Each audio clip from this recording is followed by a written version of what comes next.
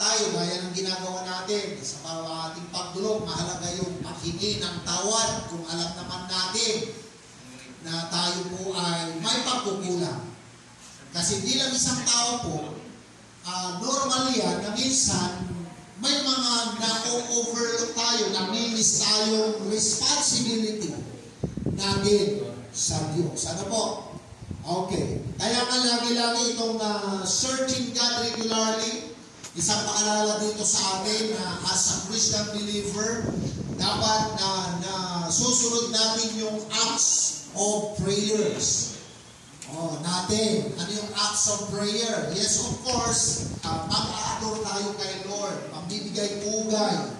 Kikilalanin natin siya. Sino ba siya? He is the author of our lives. He is the author and the maker or creator of everything. Amen. Nasa kabila ng kanyang hindi may paliwanag na kakayahan, dumating yung punto na minsan nililimutan natin ang Lord. Pero kailanman ang Diyos hindi siya nakakalimot sa atin. Kaya nga, napakalaga sa acts of prayer, yung literacy, confession. Kapag alam natin nagkulang tayo, Lord, sorry. Yung magsabi lang tayo ng sorry. Lord, please forgive me. Wala dyan sa slide. Adlib yung adlib.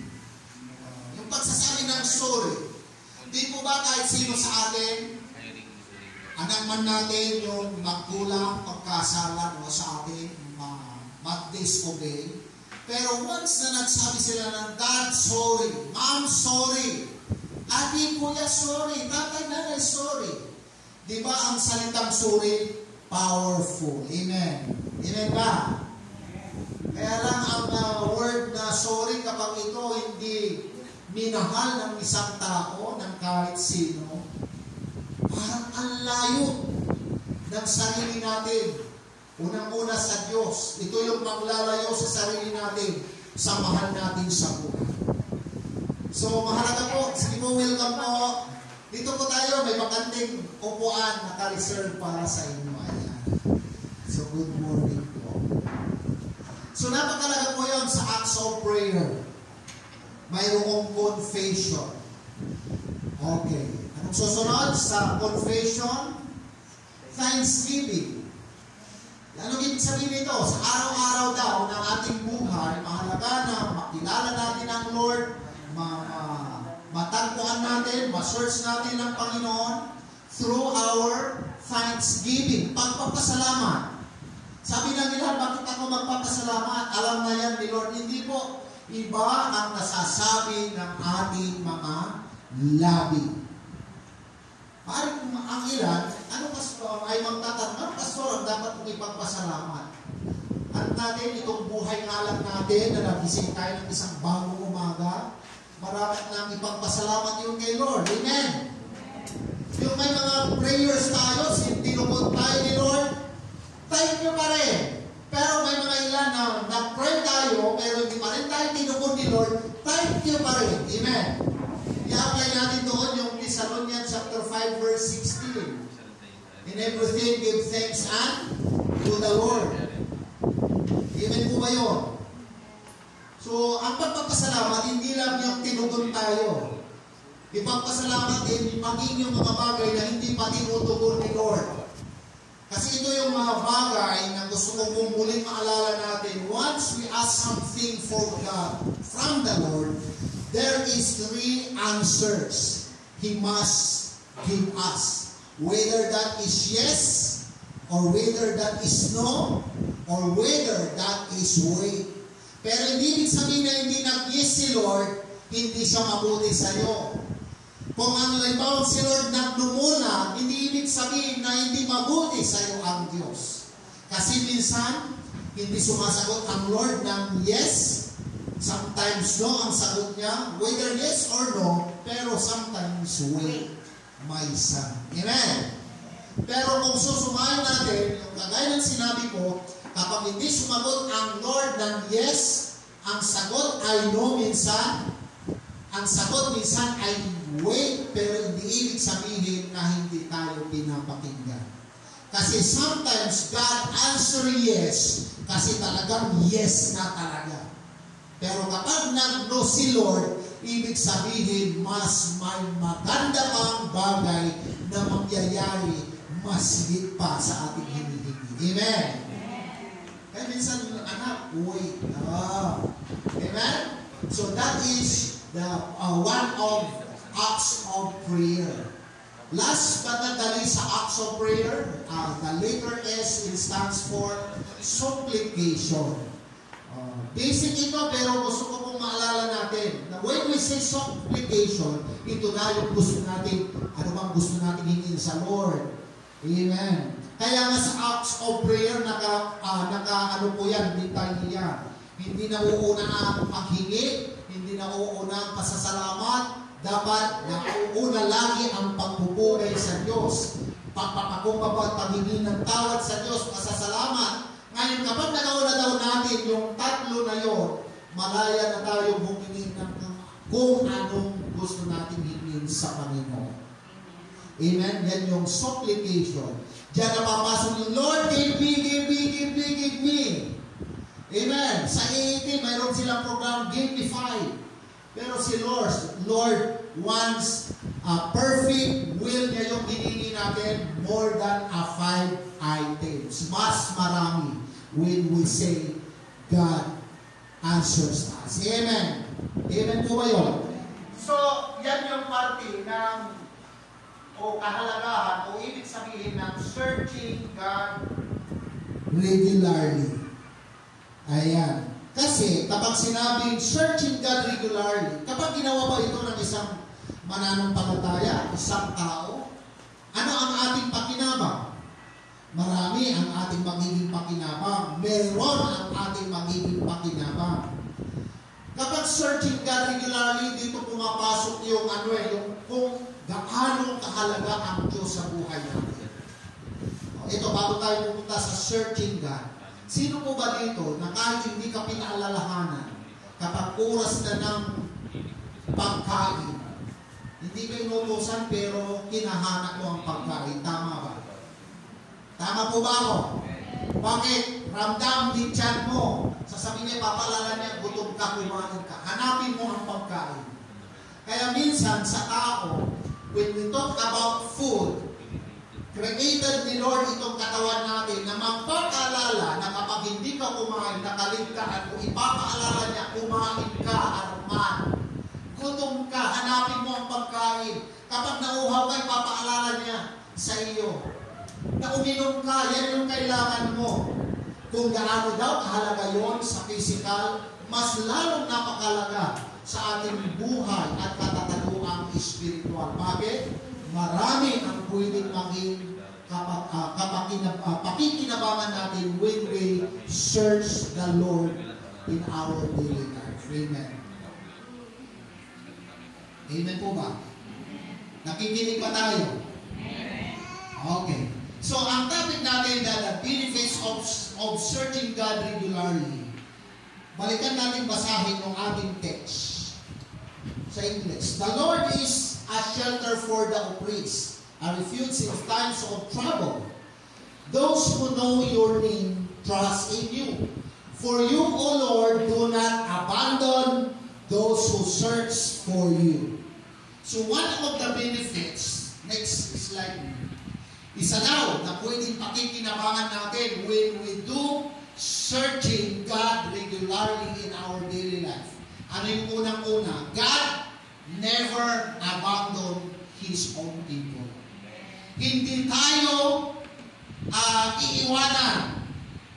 Kung si best friend nangako, hindi kita iiwan, pero kapag nagkaroon ng problema, nagkaroon ng sitwasyon na hindi maganda, maaaring sabihin natin kung sino pa yung inaasahan mong best friend mo, siya pa yung unang umiwan sa'yo. Tama? Tama ba? Okay. Pero kapag si Lord nagsalita na in times of troubles, in times of negative situation, isa sa pangakong atin pong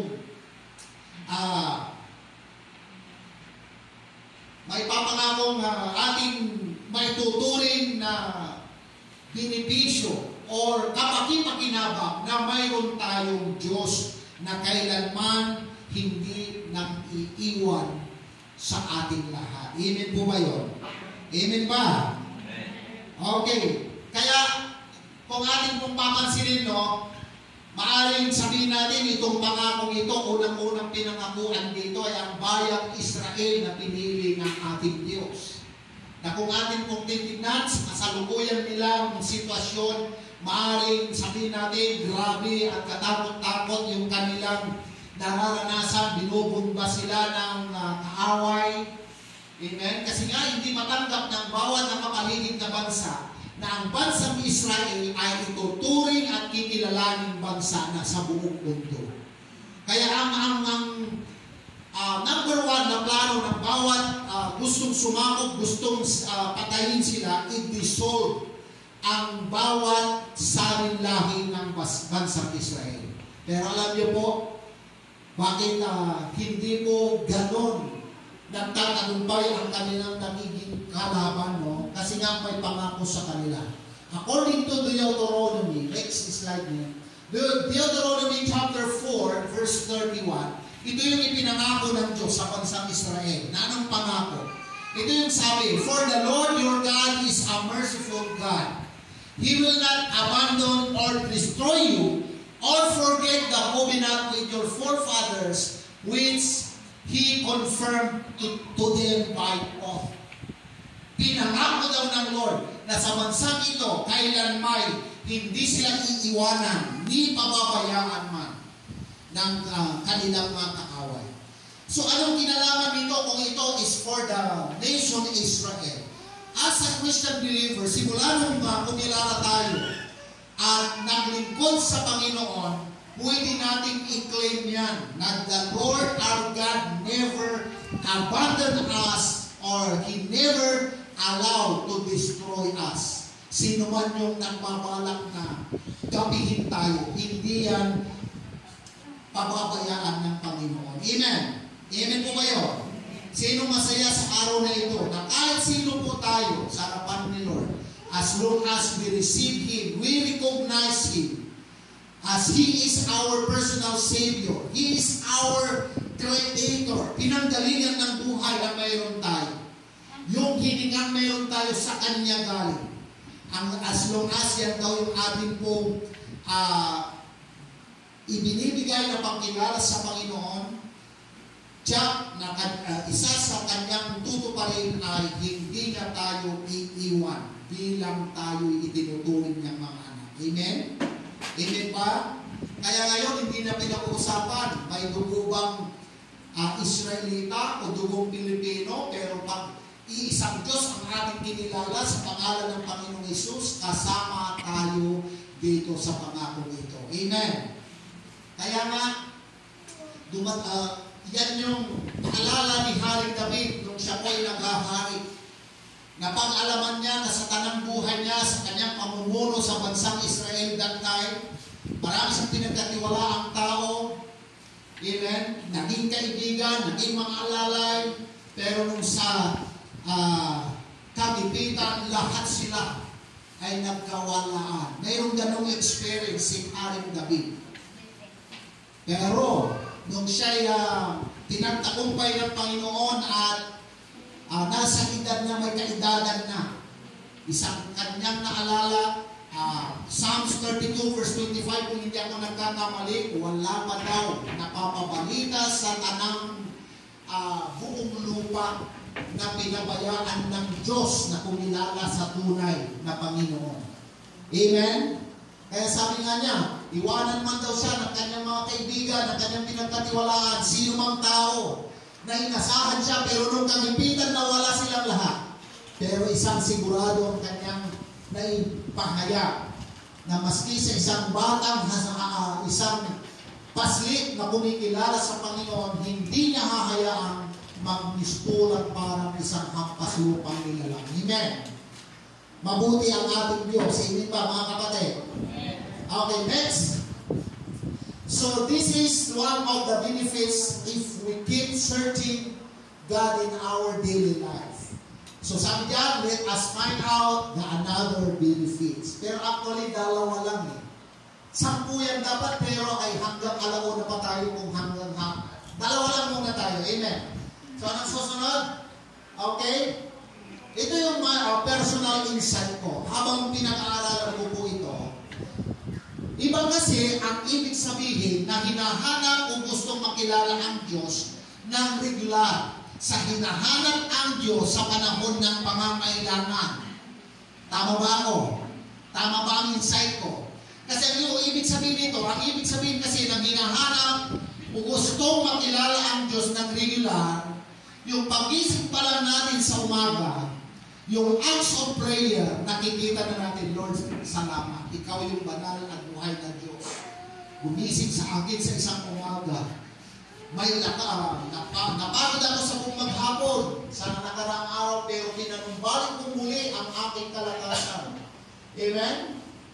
May mga maaaring sabihin, may mga pinagdaan ng problema sa mga nakaraan, pero sa isang taong kinikilala ang Diyos sa bawat umaga, nagagawa niyang kilalanin ang Diyos kung sino ang Panginoon sa nakaraang sitwasyon.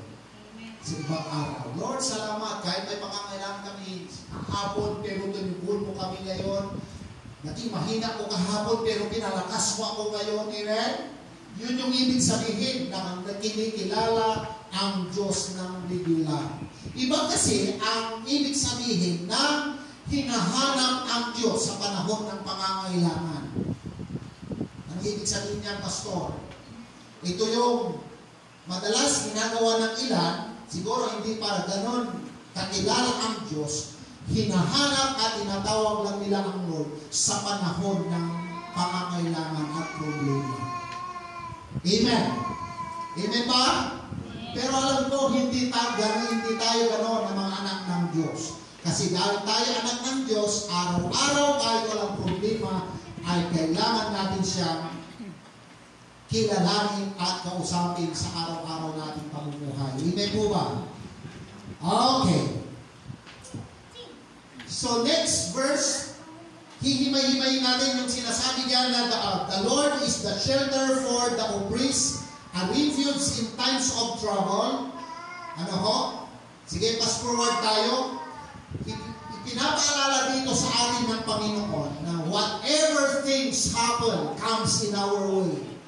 Masaya ko ito pa lang, ganon yung sitwasyon na walang nagarapan tayo, bilay tayo, sitwasyon tayo, pero sa Diyos maong lawas. Ipinapangako niya lagi na sino man siya'y hinahanap ay ipagtatanggol sa anumang kalalagayan, pangit man ang sitwasyon. Amen? Amen? Pwede ba basahin natin ang Nahum chapter 1 verse 7? Okay. Sabi diyan, kung atin po babasahin sa English, the Lord is good, a strong refuge when trouble comes.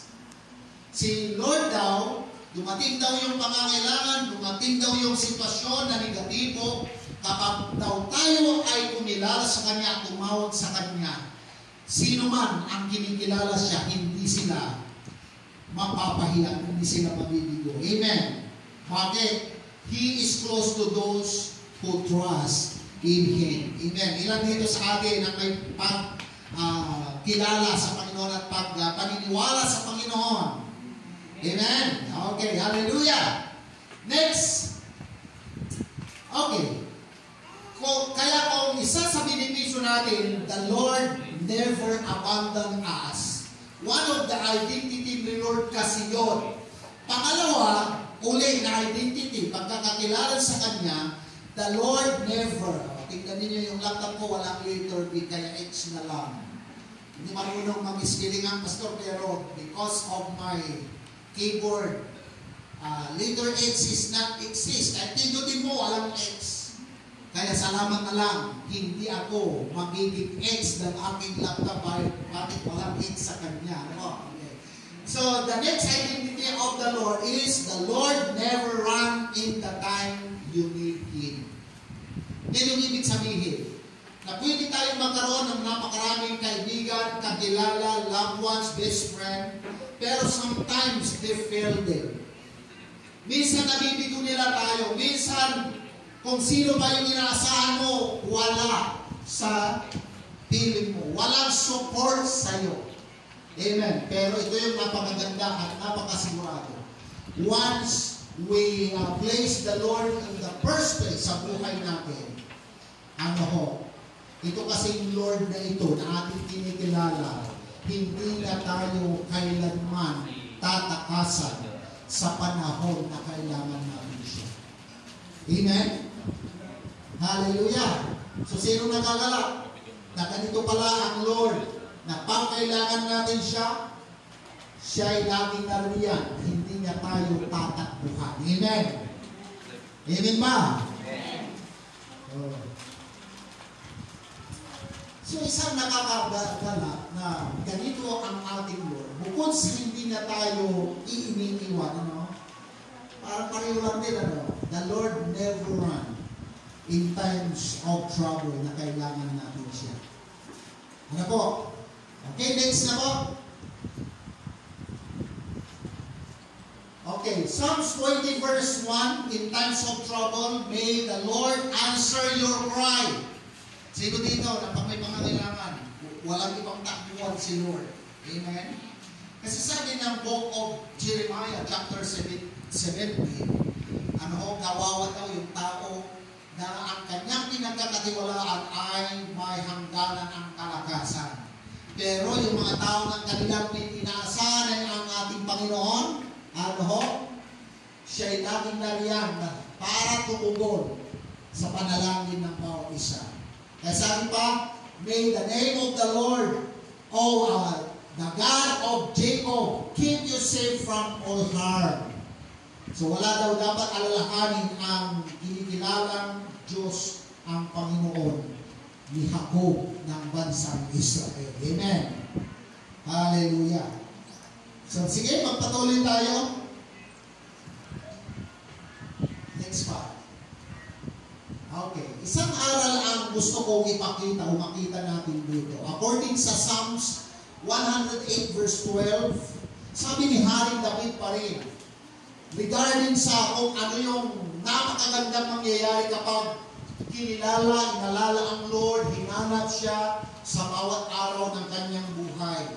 Kaya isa sa kanyang inawi ay ang Psalms 108 verse 12 nang sabi niya, "Oh, please help us against our enemies." Sa Diyos, yan nanalangin. For all human help is useless. So ang lesson dito, mga magulang ko at mga kapatid, nakilala ni Haring David na ang Diyos, siya ang ultimate and most powerful helper ever sa buhay nating tao. Amen. Maganda yung magtiwala tayo, umasa, pero mas maganda na kung yung ating pag-asa ay naiuukol lamang mismo sa ating Panginoon. Bakit? Sabi ni Haring David, for all human help is useless. Ibig sabihin, pwede tayong mabigo kapag ang tao ang inasahan natin. Walang silbi daw yung kakayanan ng tao kung doon tayo magtitiwala. So, agree ba tayo dyan? For all human help is useless. Amen? Kaya nga po, itong magaganap pa lang na halalan sa pinakalukal, sa bawat barangay, ito yung dapat na makita natin. Kaya kumuha ko ng aking, nag-compose ako ng aking, parang, hindi naman yung parang gusto kong sabihin, as a Christian believers. Next name, ipakita natin. Bilang isang mananampalataya daw, ito yung ating katungkulan. Katungkulan daw natin bilang mananampalataya, katungkulan natin bumoto sa eleksyon. Tama ba? Natin bumoto Katungkulan natin yun. That is our part. Pero, iboto man natin yung gusto natin iboto, pero ang Diyos lamang ang magpapaupo sa tamang tao sa posisyon. Amen. Amen. Hindi ba palawakan natin ang Diyos? Kaya nga, ito yung hamon. Akala ng ilan, di ba may mga party dito, may party doon, may mga individual parties. Pero alam niyo po, yung posisyon na gusto nilang mapanalunan, bigla party, titura sa dapat manalon kagawan. Hindi ako nangangampanya yung view ko lang ito. As a Christian view, 7 yung buo kong magiging kagawad at 1 ang magiging kapitan. Pero yung 7, ang naglalaban-laban ay ilan kayo mga kagawad? 25 kayo. 25! Kaya kung titignan natin, no, parang suntok lang sa buwan siguro yung makapasok, pero hindi, huwag natin i-underestimate ang bawat isa. Kasi nanimbo mo nag-irang panahon, wala yung money. Kaya wala yung timulot. Medyo masikot mo lang. Isang tricycle, doon, asawatan anak tulabak sa timulot. Wala man siya nangalpon. Ano na yun na, i-react ka ng nam. Mambabanal-banal ni, magkasaw-kasaw ni Konda. Ang tulad ng inyugit, ang tulad ng impaynawa. Kate, surado labat, sigurado na ka makaloob ko dahil sigurado, di ba? Sa akta na namin, makaloob, siyempre na may istalto, matakton lang, tricycle labat sa awit ko, ayun sa ramaro, wala niraramay kunbuy na, kung paano na may kir. Pero alam niyo po, nung talagang nagbilangan, nakapasok ang Toyota na may kagawad tayo manod, takuha mo man, may samangan, so kami pasiklo. Oo. Siko ito man, siko ito. Di ba? So, ibig sabihin, sa panahon na yun, ibig sabihin nun, siya pa rin yung Diyos na gumagawa maski hanggang ngayon. So, we can never underestimate somebody. Kasi si Lord kayang magtrabaho at kumilos kung sino yung nararapat. So, ang part natin is to both the right person and the part of the Lord is to make them in the position. Amen? Katungkang po siya sawa, mantak na bata, aray ka kayo, baka pastoro, kaya nga rin kapitan, wala yung matitya, kagawad. Kasi kung na nakarakmo ko muna, no next, ang matika ko. I-divorce na ka, kung doon tampol, kagawad, i-divorce na ka. Kasi kung doon, yan ako lang nabugoy, ang gatal ko ay, ayay pang pastor mula batay, ang kula nabugoy, ang gatal ko. Eh, siyempre, alis alis, militingya, sininardya, wala nila may ikasal, wala nila may binyagan, nila kailangan na tayo, isang tawag, punta. Ano maminsan na ito, ang nanarap si pastoran. Katungkuan ito, ang putang gagawin, nung ginawang ka, hindi mo sa kantak, kung ganda. Katungkuan siguro gawa daw, singano, siyempre. Kristiyano yan eh, hindi yan gagawin. Nande. Minsan, amay walay provision ng Lord, siyempre, nung nagawa nga, may walang ulay. Tagaluto ni, tagapusan na ulapot ni, tagalinis na apo. At siyempre, lugawan naman namin, kung putulan namin mabangil. Amen. So, yan po yung ating kalungkulan. So, in this journey ng mga candidates for the position, I believe that if the Lord permit you to sit in that kind of position, alam ko yan, si Lord ang nagtrabaho niya. Amen? Katungkang ko, hindi parang ko ng sama na may, kasi na-expose kami yung kanira, o nararamay si may negatibong feedback ng sama irang panahon to serve this barangay o barangay kubol. Para sa kalaman ng lahat, naka 13 reasons na kami every Monday ang tanan kagawad rubintan, di ba punta na punta, di ba nanonood nyo, mambabangan, di ba maingay nga lang, di ba mambabangan. Kasi mayroon kong batas sa ating lokal na ang pulis at barangay nagtandem at ang church, kaya mayroong tinatawag ng kasimbayanan. Kabarangay, simbahan at pamayanan.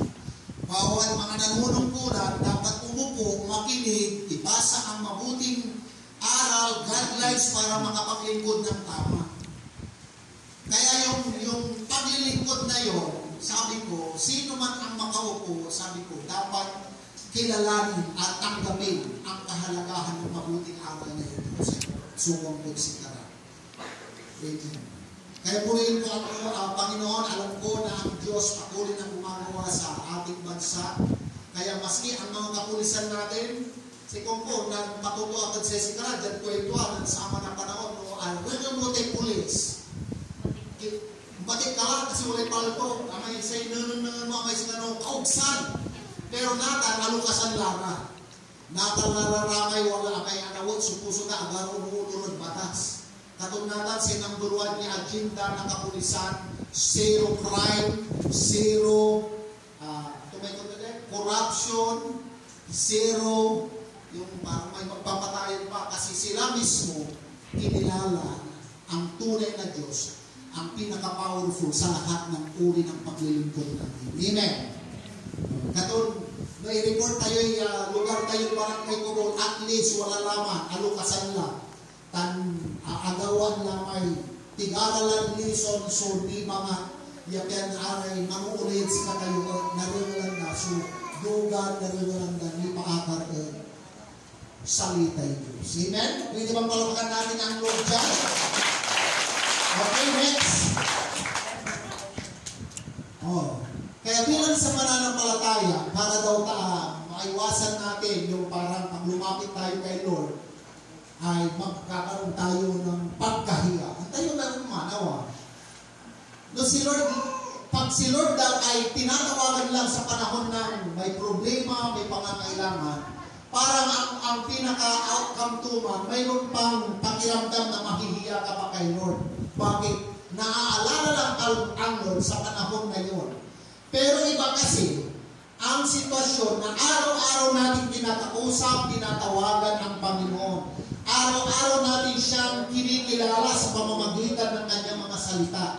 Kaya para maiwasan daw ang pagkahiya sa Diyos, sa paraang hanapin ang Diyos sa araw-araw ng ating buhay.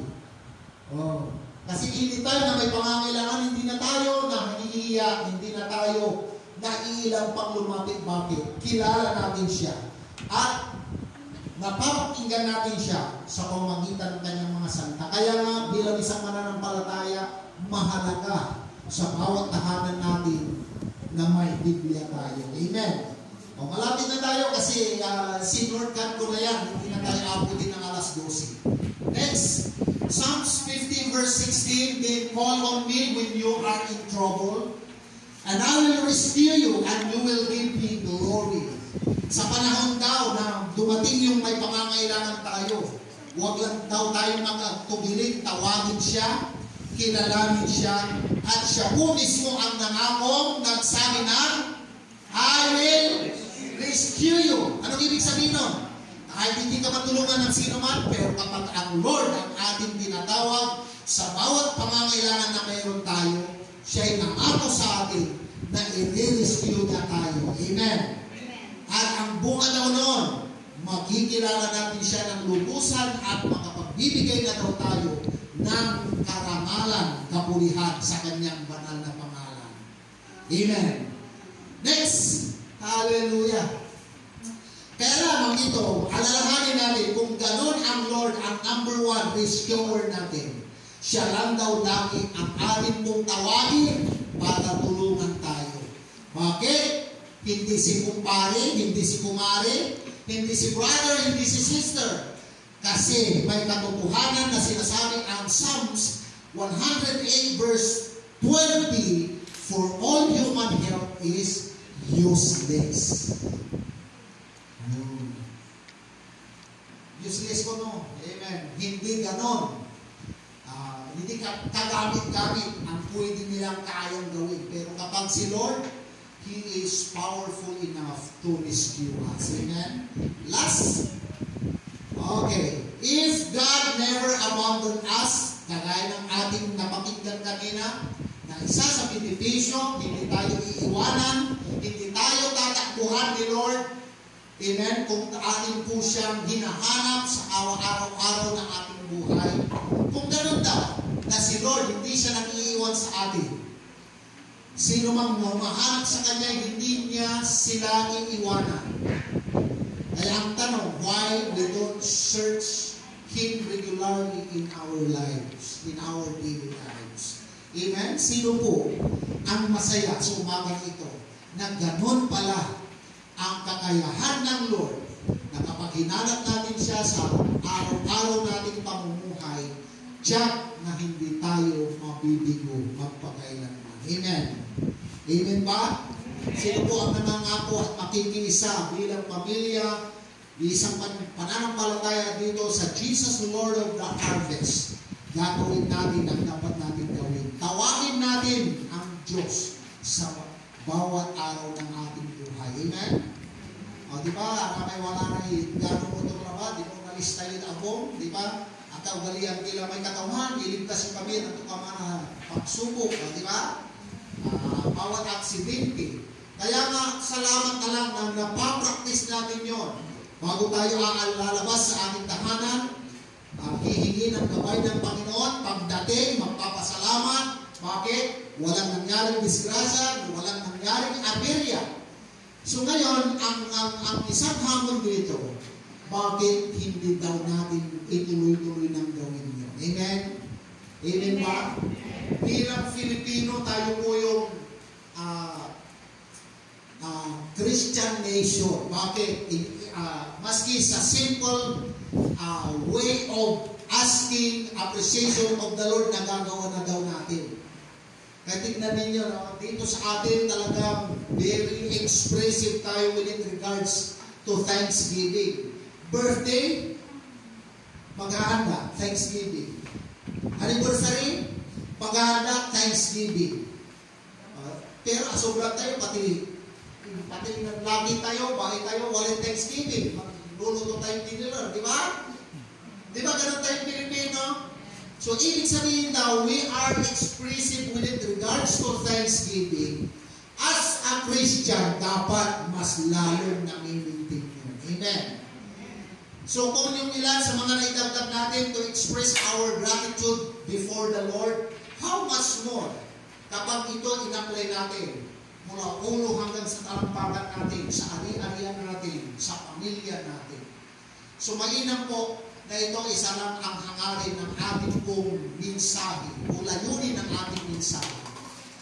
Mapalakas ang bawat isa na naway huwag ipagkalit ang ating oras at panahon para sa Diyos. Amen. Dahil itong Diyos na ating inuna, sabi ng Biblia, if we seek the kingdom of God and His righteousness, He promised us that all these things shall be added unto us. Amen. Sinong gusto ng good things? Ay, all things, all things. Kapag all things kasi, hindi mo dyan malalaman kung ano yung all things.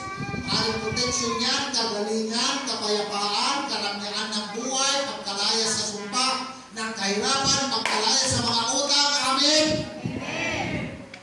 Para maano magkalabay, sukil, may daling utang. Pero siya, ang kulabay lata. Amen. I believe with all my heart, if the Lord permits, amen, lahat tayo, deserve natin ang lahat ng bagay na mabubuti. Amen?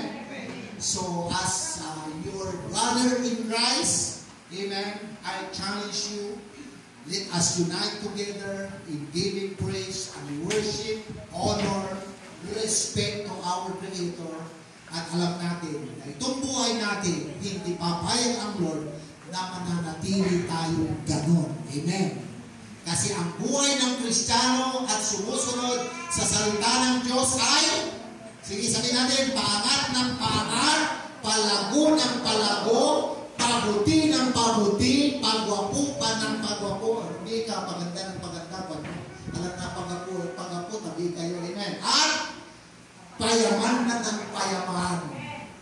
At tayo mayaman sa pagpayaman ng payaman, dumamay bilay tayo ng karuman, tan dumamay bilay tayo natin. Mas pinagpala tayo ng mas magandang araw ngayon po. So this morning, palapakan natin ang ating Panginoon. Naway, tayo po ay sulong ang buhay pananampalataya na wala ng ibang ating susundin.